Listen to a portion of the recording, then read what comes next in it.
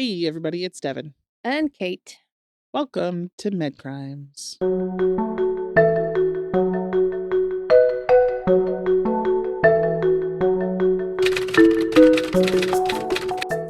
we are again. Again, it's been like 5 minutes. It's been a total, so we said on our last episode we were playing hooky. It's not really hooky, but anyway, it's still the same day for us. Mhm. It's 2 weeks later for you, Yep. but the same day for us. So because it's the same day for us, we have no new Patreons. Nope, but that's fine because it's been a total of like 1 hour since we started the last It's episode. all good. But today is October 1st. Yes. And so today, which is really like 2 weeks from now today, but I have a new job. Woo! So I am now with a different company, but I've hit my dream job. Literally. I applied and I beat out a few other candidates and I got my dream job. And so at this time, I am no longer a director of nursing. I will miss everything about where I did work. Mm-hmm. And but I'm excited for a new chapter and for reaching dreams and having goals and getting there and what the new opportunity will bring. So I'm pretty excited. You're not my coworker anymore. I know. So We're basically what besties. happened was I went to work with her and now she's And then leaving. I started looking for new jobs. Yeah. It did take a while for me to find the right fit for what I wanted to do. Yes. And then this opportunity came about probably a little over a month ago. And I went for it. I got very excited. I went for it. And I got it. So we are just absolutely psyched for Devin, who is just going to absolutely excel in anything she does, really. But this role in particular is just so Devin. And so please join me in congratulating It's the shit out of her. It's nerve-wracking. Yes. But I'm so excited. Thank you, Devin. Woo! We're so excited. Glad to include podcast fam into some of that update. Heartbreaking for me, but very exciting for you. But guess what? We're still besties. We're still besties, so it's fine. So what do you got for us today? Today we are going to talk about... Happy October 1st, by the way. Oh, fuck yeah. Happy October. We have a pumpkin in the pod lab to celebrate. It's been added. This is the true crime pumpkin. She's still using the Christmas mug. I am, because I like the size and shape, and that it's what it's all about, really, is the size and shape of the mug. On most things. Yeah. Okay, Devin took it there. I wasn't going to take it there, but Devin took it there. My coffee has been exchanged out for apple cider. Here we go. Yeah. First sip of cider of the season. Yum. Yum. All right. So today we're going to talk about Memorial Medical Center and Hurricane Katrina. Oh. Yes. So we're going circa 2005. We are. So this situation is so sad. There's a few different sides to this. I don't know what I would have done in this situation. What I do know is that the healthcare workers in this hospital during this absolute fucking utter crisis had very few options, no resources. Yep. And the magnitude of this crisis, unless you were there, I don't think most of us have not been involved in a work-related healthcare crisis to that magnitude. Oh my goodness. I don't think I know anything about what you're about to say. No, so this is fascinating and really sad, and just the whole thing for the healthcare workers, for the families, for the patients was just absolutely devastating. And for obviously the entire area at the time. So, I mean, this was like more than a crisis. It was like a catastrophe. Like so bad. So August 29th of 2005, Hurricane Katrina made landfall on the Gulf Coast of Mississippi. This was a catastrophic storm. It was world news when it happened, and I remember hearing about it my freshman year of college. Yes. I remember sitting in a classroom discussing it. Absolutely, yeah, and we all discussed it in our classes because it was, a very current event at the time. And not only was this storm absolutely massive in size, it caused massive rainfall, winds upward of 110 miles an hour. Yeah. And it intensified rapidly once it approached the coast, and when it made landfall in Louisiana, Mississippi, Florida, all those states in that region, the destruction was unprecedented. And the rainfall was such that What wasn't anticipated is that the levees and the flood walls along the Mississippi River Gulf outlet failed. They collapsed in a total of more than 50 locations throughout Louisiana. So Massive flooding. Just that up part, through houses, over exactly, houses. exactly. I mean, I So, remember seeing rooftops just oh yeah, sticking out of the water. absolutely. And then, so multiple cities were under evacuation orders at this time Mhm. before the levees even broke. They were trying to get people out of the city. And Mhm. while many were able to get out, there were thousands, actually around 100,000, that remained in like New Orleans area. That's New Orleans alone, due to either not having the means or connections to get out of the city, or like additionally, there's power failures everywhere. People can't gas up their vehicles because Mhm. gas stations have no power. Mhm. They have nobody could communicate with family out of state. Nobody could charge their phones Yep. even if they had a cell phone. Mhm. Nobody had power. Like nobody just had a lot of people just didn't have the ability to leave the Correct. city for one Mhm. reason or another. So for the people living there, this was an utter nightmare. There were people Mhm. that lost everything. A lot of people died. Surrounding areas also, I remember hearing about this. All the hotels in the surrounding states like jacked up their prices Yeah. to I take mean, advantage of go people. Like figure. fuck Yeah. you. Yeah. Um, and entire cities were just completely flattened, decimated, underwater, and Yep. families were stranded on, like on the roofs So of their yes. flooded homes. Yes, I remember. Mhm. And all the while, the exact number of fatalities is not known, but it's estimated that around 1,500 people lost their lives in Louisiana alone. That's so sad. And honestly, I feel like, again, that I'm underselling how, like, the gravity No, it of was this situation. catastrophic. It was Yeah, catastrophic. Yeah. it was really bad. And if you Think about are, how much we heard about it oh yeah, without social media. yeah, You know what exactly. I It mean? was So everything. It it was, was 20 years ago, yeah, but there was no social media. I mhm. remember when we were so excited our school was getting the Facebook, Oh, the right? And you Facebook. had to have a college school Hmm. involved, whatever. But so you had no social media. It was all just news outlets, paper, and how, up to us and making sure we were able to see the gravity. We got images. Exactly. You know what I mean? So like Yeah, to be without social and to have all of that get to you for news and whatever, that's exactly. how big it was because it was Exactly. everywhere. Exactly right. You couldn't turn on the TV without it being Right. there. And if you're out there listening and you were from the area or living in the area at the Mhm. time, or if you remember the TV footage, or if you were nearby, or if God forbid you lost someone in the storm, Oh, like we want to hear from you. We want to know what your experience was like because yes. I mean, we all saw footage, but like being there is just something entirely For different, sure, you for know? sure. And So, category 5 up where we live, we're probably never going to experience no, that, no. but we've had tropical storms Oh, that have yeah. been damaged. Nor'easters in We've the had yeah, wintertime. and Yep. we've had maybe a category 1 hurricane or something Hmm. if it hadn't been downgraded and just the devastation that that brings. Yeah. So to have this, like, it's Yeah, unimaginable. exactly. For us in this area, it's not something that we are as accustomed to as, Mhm. the hurricane zones. Bring on 4 feet of snow, though. We Oh, got it. totally. Yeah, we Yeah. got this figured out. Yeah.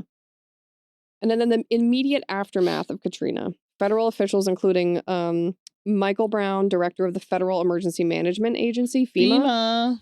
who he later resigned over how they handled the emergency response Oh, so of it was that this. bad, huh? Yeah, I mean, Because I know emergency responses, like, it's a tough job. well, it You have is. to plan for Yeah, everything. but they could not anticipate. They did not anticipate the levees breaking, Okay. which was the big thing. The big Right. thing was like, yes, they were prepared for the storm to make landfall. They were prepared for Mhm. flooding, but the flooding of that magnitude where houses were Correct. underwater for miles, Yes. they did not. Okay. They I they mean, had yeah, it's said until it's happened, you can't really imagine it. exactly, exactly. And then President George W. Bush claimed that the catastrophic failure of the levees in New Orleans was something that nobody could have foreseen. And he had stated, quote, "I don't think anybody anticipated the breach of the levees." Wow. But that's widely felt to not be exactly true because things like this have happened before in parts of the country where levees have failed. But because of the inlet Prior and to outlet, this? yeah, prior to this, Okay. not quite to that extent or magnitude, but officials had discussed that, quote, "a stronger storm on just the right trajectory could realize emergency officials' worst case scenario," Right. is specifically in New Orleans. Okay. So this had been something that had been thought about in the Yeah, past. and I mean, they're so far under the, sea level, right? Yes, That's what it's yes, called? Like, that's they're so yeah, exactly right, which yeah. is why they have so many Mhm. levees along that outlet. So something I didn't remember hearing about a lot in the news at the time was the impact on hospitals, nursing homes, medical field workers in No, that I area don't at the remember time. hearing about it, but it makes sense Oh, being yeah. being our Think professional about it. Yeah, and but exactly. of course, so they were probably so Mhm. you don't have the supplies, you can't get your trucks in. Yes. Do you have Yes. enough employees because they couldn't get to Yes. work, you know, Exactly. like When I look back now that I work in the medical field and what medical workers had to probably go through in these cities at this time, like, Mhm. I cannot even begin to imagine Nope. the utter nightmare scenario that this must have No, been. I yeah, for sure. I mean, And we'll get again, into, like, the details, you know? okay. You have emergency preparedness plans, Sure. but when it comes down to actually having to implement them, This was, like, beyond an yeah. emergency. Yes, for sure. So, it's August 29th, the hurricane makes landfall, and those essential workers are showing up to Memorial Medical Center in Pearlington, Mississippi. Um, Among these staff members is Dr. Anna Poo. Okay. And quickly, as the storm starts to surge, staff found themselves surrounded by floodwaters outside the hospital walls. And quickly, bottom floors of the hospital within days start to flood. Yep. And the facility loses power. The emergency generators do kick on What's initially. also in the bottom floor of a hospital's Yes, supplies. exactly. That's exactly So, right. And hello. cafeterias usually, Uh-huh. food stores. So the first 24 hours, they report, it was bad, but it wasn't Manageable. critical, Mhm. right? We had a power failure, but we had the generators. We had food and water twice a day for like the Mhm. first 24 or 36 hours. Um, but the facility, things start to sort of deteriorate very quickly Mhm. because some employees are being evacuated and families are being evacuated. They're starting to evacuate patients from Mhm. this hospital. Mhm. Um, and floodwaters are sort of like rising and surging around them. And these floodwaters are like contaminated. I mean, this is gross. This is like, Yep. contaminated with like sewage and stuff. So, I mean, everything is gross. Yep. Like Yep. everything is Mhm. like just very Yes. unsanitary. There's no air ventilation. Mm. So, I mean, this is like Mississippi, Louisiana in the summertime. Oh. And quickly, like the first day, they recall like it was hot. It wasn't hellish. But as things progress, Wow. the temps in on the upper floors of the facility rose to like 110 I'm degrees. sure. Plus you add like the machines that make heat too, you know Mm-hmm. what I mean? And Like there was no ventilation. So by Wednesday, August 31st, the United States Health and Human Services Secretary Mike Leavitt reassured the public that 2,500 patients would be evacuated from hospitals in New Orleans Parish, although it wasn't clear at first where they would go. right. I mean, surrounding And where are you hospitals going that to were have 2,500 beds? exactly. Yeah. So, in the aftermath of the storm, while the building had no electricity and was running on backup generators, which powered the absolute essentials only, Yep. um, and they went through catastrophic flooding and these levees failed. Dr. Anna Poo, along with other doctors and nurses, attempted to continue caring for patients at the hospital. That's what you do. They I'm were sure they lived there because they they probably weren't couldn't get home. exactly. They're like, we can't get home. I mean, we could get home. We could probably jump on an airboat and get home, but what am I going home to? You know what I mean? My Mhm. house is probably underwater. Where the fuck am I going to go? Mhm. I'm at least dry up here on the 7th floor of the hospital. Yes. And this is where I'm needed. this is where I'm needed. And what are these patients going to do if I leave this place? Mhm. No one else is showing up to take over for me. Mm-mm. What's going to happen? So the hospital was a multi-floor hospital. It was a Yep. taller building. And Dr. Poo and her colleagues were on the 7th floor of the hospital. So the events that took place there, I'm going to focus sort of on the 7th floor. This floor was leased by Life Care, which is a parent healthcare company which works internally in hospitals. And essentially the population on this floor were anywhere from acutely ill patients or patients with chronic ailments that necessitated like inpatient level of care. Okay. So chronically, like chronically ventilated patients were up there. Okay. Paraplegic patients that needed, airway support, Okay. like very pretty sick chronic. If they were chronic patients, they were pretty sickly Yep. patients. So, and whether acute or chronic, they were all very complex. Dr. Poo was an associate professor at the Department of Otolaryngology at the LSU Sciences Center, and she was on staff as a surgeon there. So primary role was a surgeon. By Friday of that week, with the tremendous effort from the staff, around 2,000 patients, families, and staff members had been evacuated from the hospital. That's great. Now, if you think about this, there's a bunch of floors on this hospital. So there's 8 total floors, and they're on the 7th. So they're next to the top. But there's a bunch of floors in the hospital. If you're thinking about the lower floors of the hospital, they had one working elevator that did not go all the way up. And it was running on generator power. And all of these patients had to be assisted or carried up stairwells to the roof. And then helicopters were coming to medevac them out. Wow. Can you imagine the manpower it would take to do that? And it's one by one by one. And if you just think for a second about showing up to work and this being your fucking next 4 days of your life. Right. Wow. I cannot even imagine. No way. And as far as patients, staff had worked tirelessly. And then on the 7th floor, they had gotten their number of patients from 180 down to about 130. So the 2,000 included patients from all over the hospital, family members, other staff members that were deemed not as essential were evacuated. So they had evacuated 2,000 bodies from the hospital. And on the 7th floor, they had dropped their patients from about 180 to 130. So they're picking away at it, doing everything that they can. 2 days into the hurricane is when the backup generators failed. No. Yes. And what happened was the backup generators are on the base floor. So it's amazing that they ran as long as they did. Because they're covered half in water. Underwater. But as the floodwaters rose, they failed. So at this point, Dr. Pooh and her colleagues on the floor had been working for like 36 straight hours with little food, little sleep. They've not changed their clothes. They've not bathed. They're covered in probably floodwaters and sewage. It's fucking 110 degrees in there. Yeah. And they now have no backup. This place is utterly out of power. There is no power source whatsoever. God.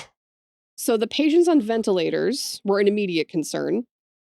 Because once the generators go, these ventilators do have a battery life, which lasts a couple of hours when they're not plugged in. But that's it. So once the batteries are gone, nurses were there ambu bagging these patients, keeping them alive for hours and hours. They would take shifts and switch off and on for days. They were having family members bag people because there just were not enough people. Not enough people. There was an episode of Grey's Anatomy about this, remember? Yes, similar. Yeah. They were teaching NICU parents how to do their babies. Exactly right.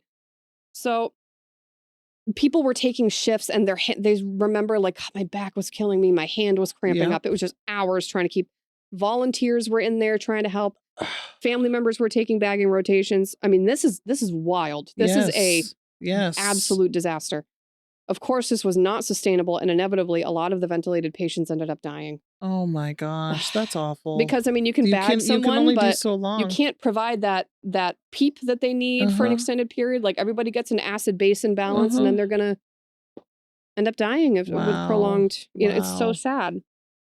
So, with the generators out, at night, there was complete and utter darkness. There was no light. They had flashlights, but they had to try to conserve batteries. Wow. So they were fucking hot. I just can't wrap my head. This is like a war zone almost. This is insane. Third world country. This is scary shit. Scary shit.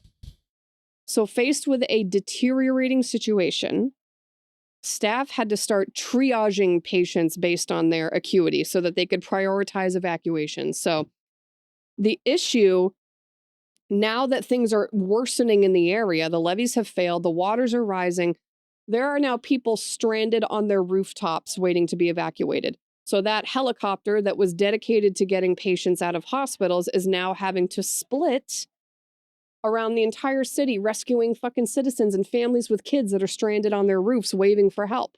My gosh. And this is where that emergency response quality comes into question. Like, did they send enough resources for this? I was going to say, how many more helicopters did they have? Exactly, because they could have, I mean, if they had, but again, they didn't anticipate the issue with the levees, and then it took a day to get everything off the ground to get over there to help even more.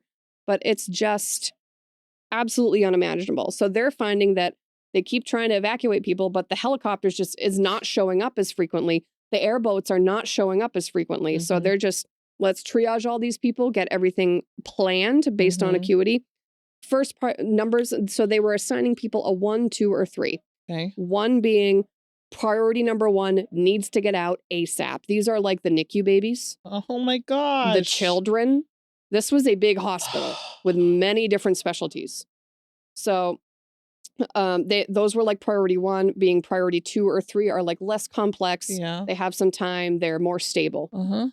So in total, at the conclusion of all of this, 45 bodies ended up being recovered from Memorial Medical Center. And in total, in the area, 215 bodies were found in nursing homes and hospitals in New Orleans. Bodies, so they passed away. Like had passed away. But Memorial had the largest number of deaths. This was a large building, a large facility. Okay. So now they're faced with running out of food. Like they're running out of food. No one's coming to deliver them food. And then the logistical difficulties of of evacuating these patients. The temperatures are rising. These conditions are unsanitary.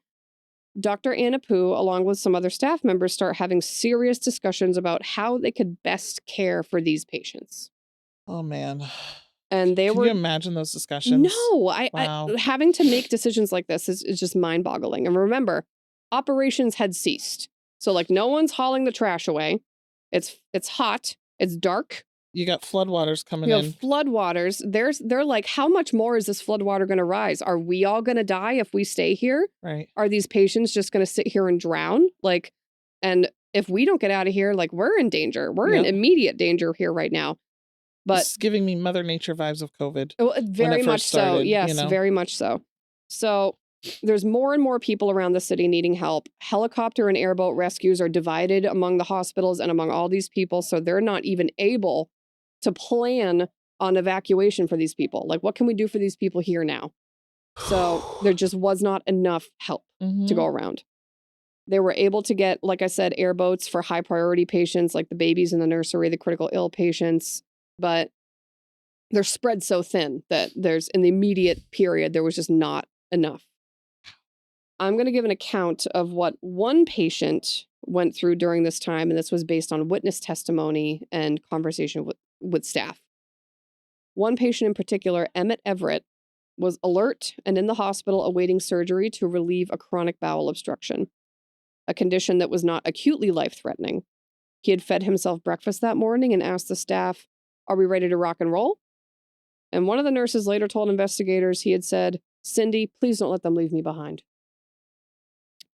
According to witnesses speaking to Dr. Poo, according to witnesses, Dr. Poo was alleged to have administered a lethal cocktail of drugs to Everett with the intent of ending his life.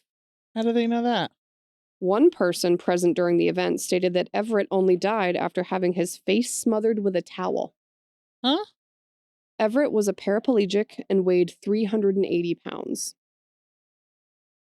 And for these reasons, according to staff who participated in this discussion, Dr. Poo allegedly did not think the staff could reasonably assist him in the evacuation. Well, yeah, because they're going upstairs. Yes. So, yeah. Yes. So I see that. So they're saying that because they couldn't get him out, she killed him? Exactly. Yes, that's what the allegation they're saying is. that she premeditated the decision to kill him. Yes. So. What? Huh? Yep. Okay. One of the case experts, an internist, later wrote that Everett was, quote, in stable medical status with no clear evidence that death was imminent or impending. Okay.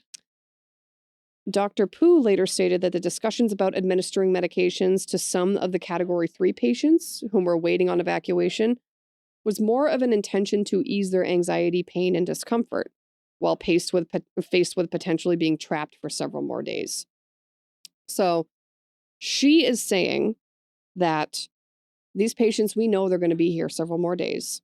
I don't know when we're getting out of here.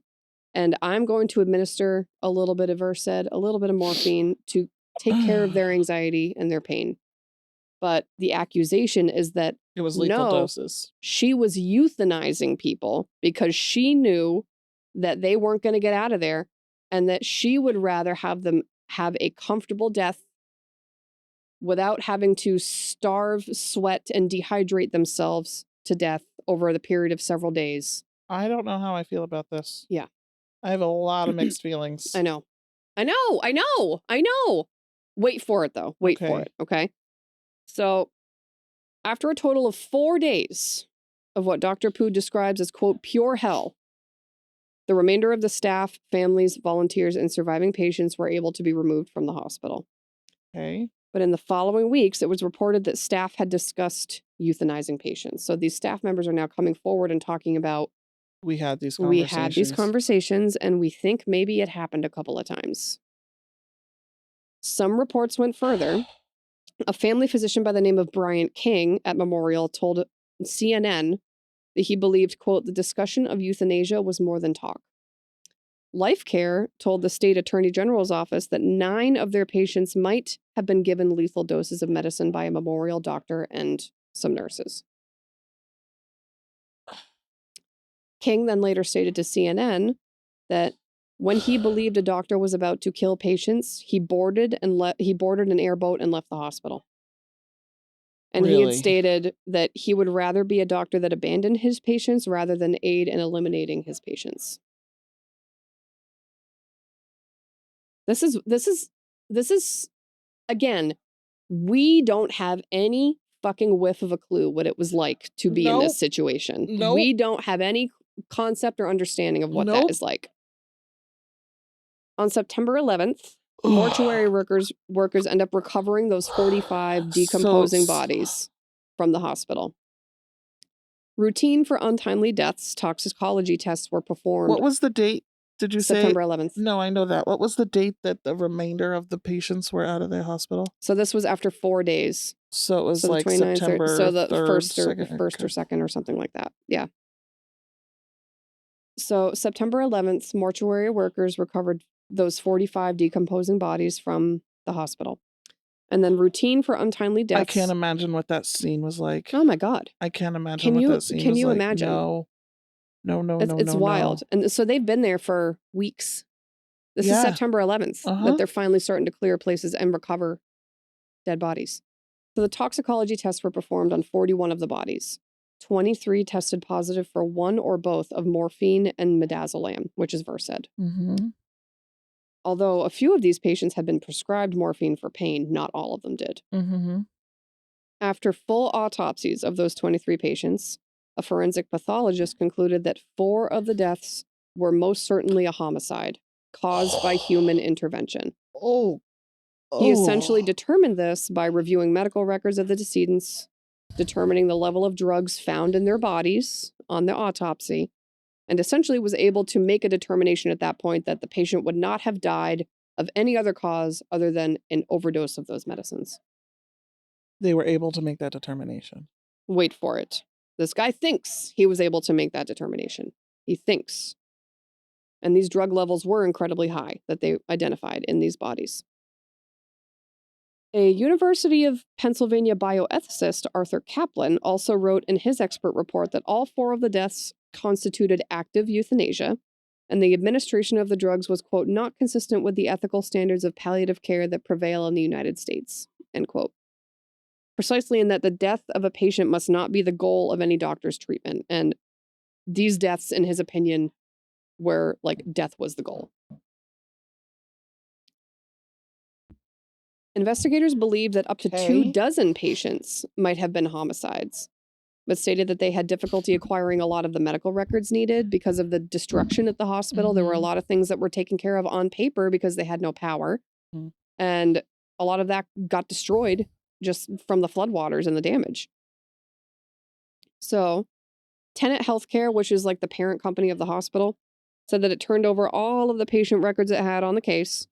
And investigators believed that of the 24 possible cases, they initially had the strongest cases on those 4 patients that they had autopsies with high drug levels. And those were all from the 7th floor. Based on that, about 1 year after the events of the storm, Dr. Anna Poo was arrested on 4 counts of homicide in the 2nd degree.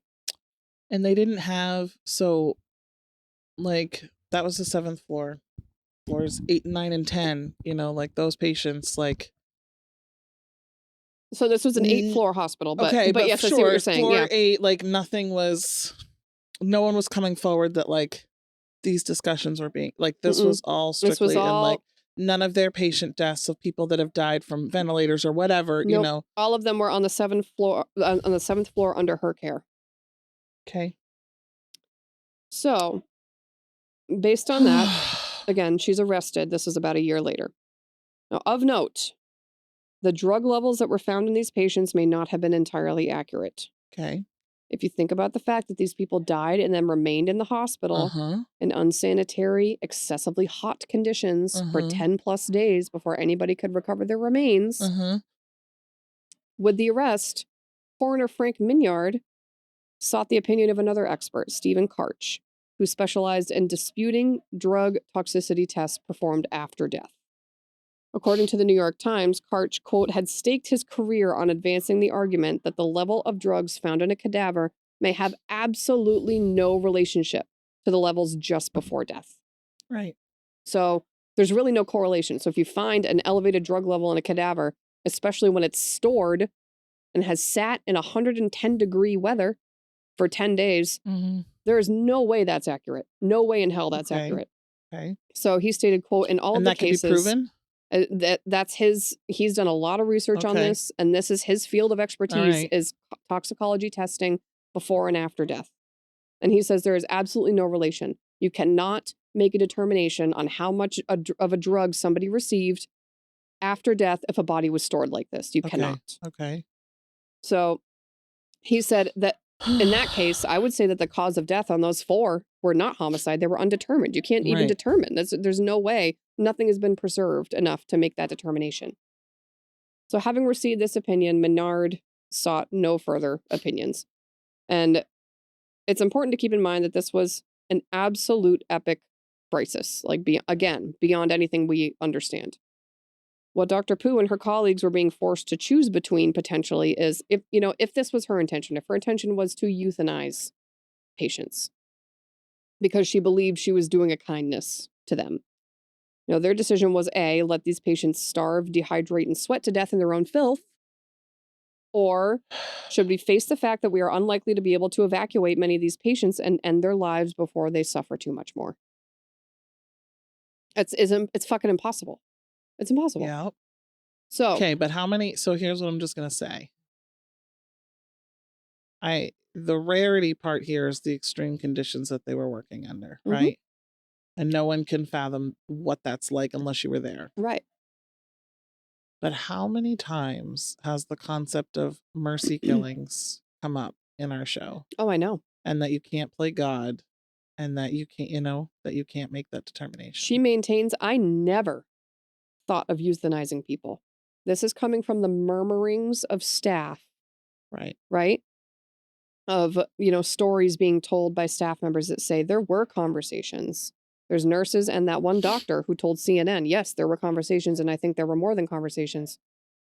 But she says, no, I absolutely never intended to murder or euthanize anybody. Does she admit to having those conversations? No. She said, no, I never talked about any of that. She says, I gave these patients these medicines, yes, because they were anxious, they were suffering, they were in pain, they were hot, they were hungry. I feel like the fact that those conversations were never had, what she's standing behind is not true. Yeah. Because I can see how it's coming. Like, are we all going to die? What can we do? You have that feeling of impending doom, right? That was probably had amongst the staff. Yeah, and there's panic, and there's panic, and there's what else can we do? I absolutely believe that those conversations were had. Yeah. But also think of how selfless they're being too, because this is like we're like 4 days into this. They've been at the hospital trapped there, and they're sleepless, still thinking, you're delirious, they're still thinking exactly. They have no food, they're all dehydrated, When's they're the end in exhausted, sight? no sleep, there's no end in sight. They have no idea what's going to happen to them. Is this building going to collapse on top of us at any moment? It's I don't very fault possible. them for having those conversations. I don't think I do. I don't know that I would have necessarily done the same thing, but again, yep, I'm not in this. This is crazy. With being outside of the situation, I would say that I can't do it. My conscience. Same. However, I'm not in the situation. You're not in the situation. I'm not on 4 days of continuous 24-hour work. Exactly. 110-degree and, Exactly. And the oh, public, similarly to our situation, is extremely divided on her case. There were a lot of people that supported her for her decisions, and they said, "You know what? This woman's a fucking hero. She's she could have gotten on an airboat and gotten out of there. gotten the fuck out of there, Said, but "See she ya." stayed. Her and those nurses and those doctors stayed for 4 days in that hospital because they knew nobody else was gonna come and take care of these patients, and they did the best they had with what they Mhm. had. I could agree with that. So Especially living in a post-pandemic world that we're in right now exactly. and understanding we didn't Mhm. have those weather conditions, but the Yes. yep. Mhm. Okay. After her So what arrest happened? After her arrest, I'm a torn. review of what was available for medical records and based on the expert testimony that the drug levels were unlikely to be accurate, the grand jury declined to indict her, and everything was dropped. Wow. Yes. Yes.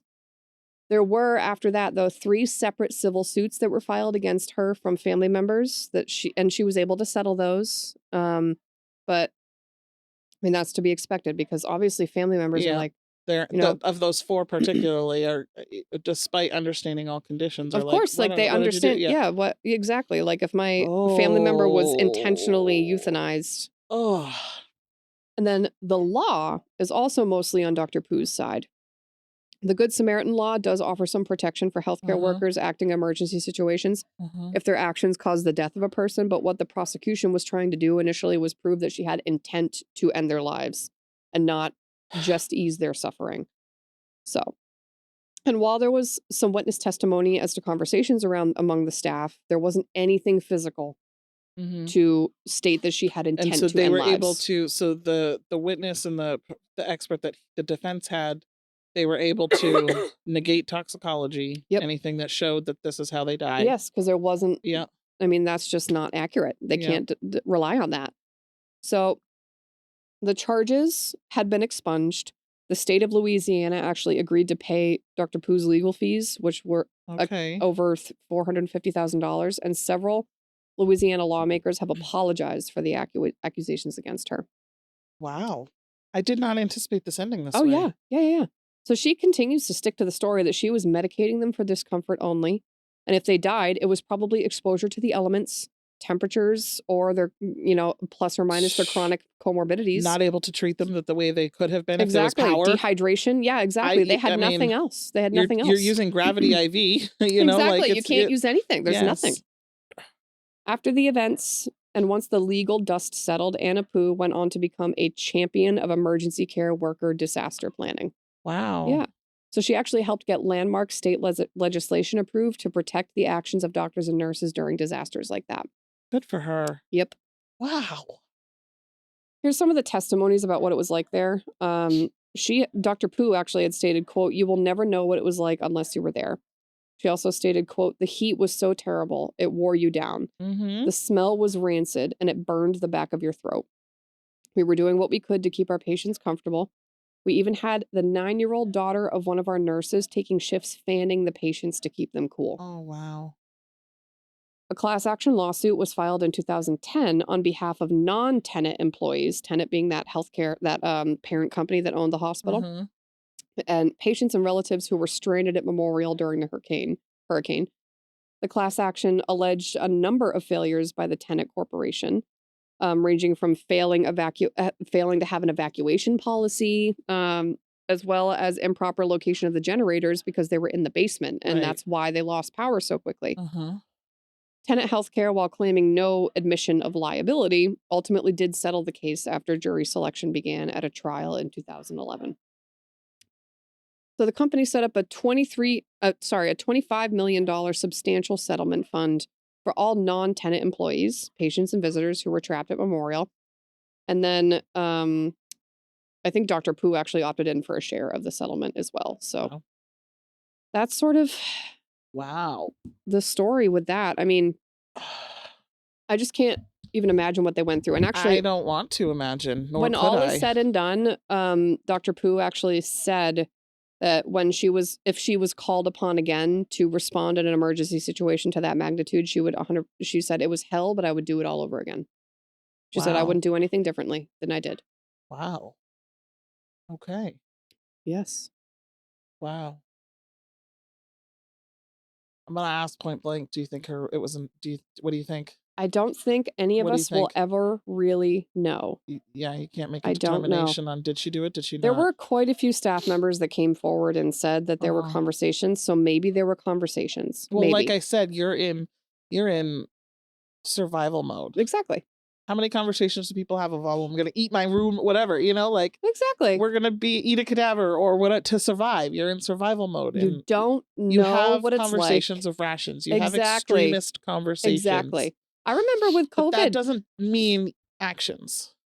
I remember with COVID, we had a palliative care doctor come in because we said we had to anticipate a massive surge of patients. Right. And we would have to learn how to triage people. Who was going to die from it. And if there's a 90-year-old man with lung cancer who comes down with COVID and we have to admit him, we were getting training and having conversations with families about, oh, wow, we can't offer you an ICU bed because there are younger people that are on ventilators and it's full. Yes. What we can offer you is as much oxygen as we can deliver you. We can give you some morphine. We can give you the antivirals and hope for the best. Wow. And so that's the right. mentality that, but that's even just a fraction of the mentality they had to have there. Correct. Yeah. Whew. Man. Wow. Yep. I have to say I'm glad there's no conviction. Yeah, me too. I have to say I'm glad that there's no conviction. Because I don't think, But regardless of whether she had the conversations or whether she actually intended to euthanize people, it was not coming from a place of malice. No, I don't think I so. believe it was coming from a place of mercy. I don't know what else to do. Correct. And if this were me in that hospital bed, I think I'd just want it to be over. Yep. You know what I mean? Yep. Like, I think genuinely that's where she was coming from in that moment.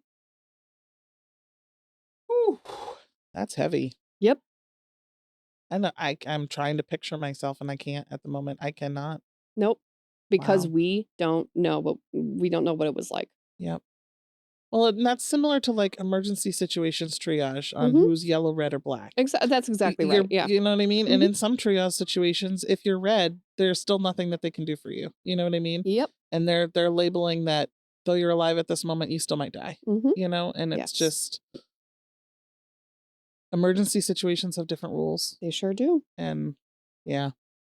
That's a good one. That's a brain buster. Isn't that wild? That's a let's get our morality question going. Oh, yeah, let's get exactly. our oh, wild, man. Kate. I know. You're welcome. You're welcome. Okay, thanks for listening. What are your thoughts? What are your we want to know? What are your thoughts? Intention, not intention? Yeah, we need to know, bro. If it was intention, is that still awesome? Is it? Yeah, I know. We don't know. We don't know. Wild. All right, guys. Thanks for listening. You can find us on Facebook at Medcrimes Podcast. YouTube. Do it. Medcrimes Podcast. Instagram. Do it. Medcrimes Podcast. Patreon. Do it only if you can. www.patreon.com/medcrimespodcast. So forceful. Check us out on our email. Send us some communication. medcrimes@gmail.com. Stay fucking safe out there, please.